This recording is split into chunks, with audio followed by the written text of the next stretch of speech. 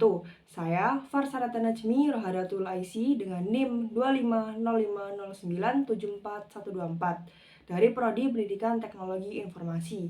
Nah, pada kesempatan kali ini saya akan mempresentasikan hasil rangkuman yang telah saya buat berdasarkan 2 artikel yang membahas tentang algoritma dalam sistem operasi. Khususnya adalah algoritma bunker serta pemanfaatan simulasi dalam proses pembelajaran.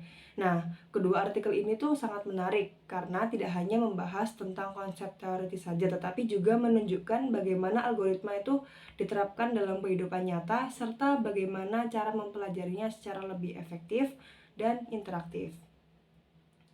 Pada artikel pertama ini membahas tentang penerapan algoritma bunker dalam distribusi bahan darurat. Nah, latar belakang penelitian ini adalah adanya permasalahan dalam pendistribusian sumber daya pada kondisi darurat, seperti pandemi COVID-19, di mana kebutuhan meningkat secara signifikan sementara ketersediaan sumber daya itu sangat terbatas.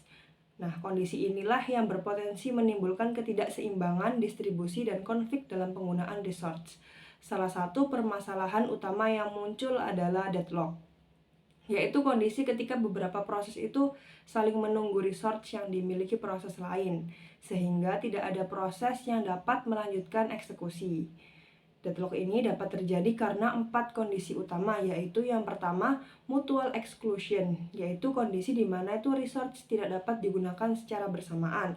Dan yang kedua, hold and wait, yaitu proses menahan resource sambil menunggu resource lain. Yang ketiga ada no preemption, yaitu resource tidak dapat diambil secara paksa. Dan yang keempat, circular waiting, yaitu proses menunggu dalam suatu siklus. Untuk mengatasi permasalahan tersebut, digunakannya algoritma bunker, yaitu algoritma yang berfungsi untuk menghindari deadlock dengan memastikan bahwa sistem itu selalu berada dalam kondisi aman atau safe state. Nah, algoritma ini tuh bekerja dengan cara mengevaluasi setiap permintaan resource sebelum diberikan. Jika pemberian resource masih menjaga sistem dalam kondisi aman, maka permintaan akan dikabulkan. Namun, jika berpotensi menyebabkan deadlock, maka permintaan akan ditunda sementara. Nah, dalam implementasinya, algoritma ini tuh menggunakan beberapa struktur data penting, yaitu available, di mana resource yang masih tersedia, max, yaitu kebutuhan maksimum setiap proses, allocation, yaitu resource yang telah dialokasikan, need, yaitu sisa kebutuhan resource. Nah, dengan pendekatan ini, sistem distribusi itu menjadi lebih terkontrol, efisien, serta mampu meminimalkan konflik dalam risiko kegagalan sistem. Selanjutnya, artikel kedua ini membahas tentang penggunaan e-learning berbasis simulasi dalam pembelajaran algoritma sistem operasi. Nah, permasalahan utama yang diangkat adalah kesulitan mahasiswa dalam memahami algoritma yang bersifat kompleks dan abstrak jika hanya disampaikan secara teori saja. Oleh karena itu, dikembangkan sebuah tools simulasi interaktif yang memungkinkan mahasiswa itu belajar secara virtual atau visual dan praktik langsung. Tools ini mencakup berbagai algoritma penting dalam sistem operasi seperti proses scheduling, descheduling, bunkers algorithm.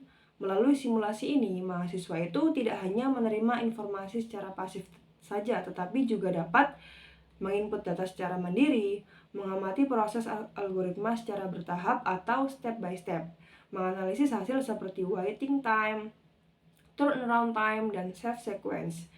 Hasil penelitian ini menunjukkan bahwa pendekatan ini tuh mampu meningkatkan pemahaman konseptual serta keterlibatan mahasiswa dalam pembelajaran. Selain itu juga metode ini sejalan dengan konsep pembelajaran modern, yaitu learning by doing, di mana mahasiswa itu belajar melalui pengalaman langsung, bukan hanya sekedar teori saja.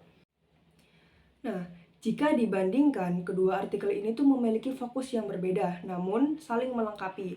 Artikel pertama itu menekankan pada penerapan algoritma dalam konteks dunia nyata, khususnya dalam pengelolaan sumber daya pada kondisi kritis. Sementara itu, artikel kedua itu berfokus pada bagaimana algoritma tersebut itu dipelajari secara efektif melalui media simulasi interaktif.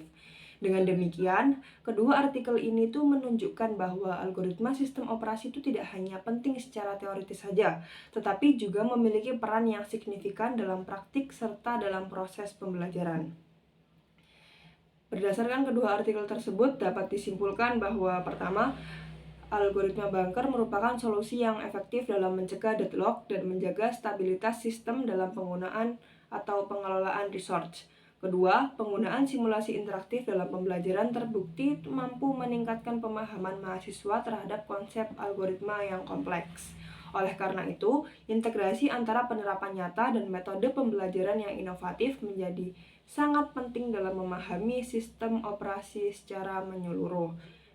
Sekian yang dapat saya sampaikan, kurang lebihnya saya mohon maaf ketika ada salah pengucapan atau salah kalimat. Terima kasih. Wassalamualaikum warahmatullahi wabarakatuh.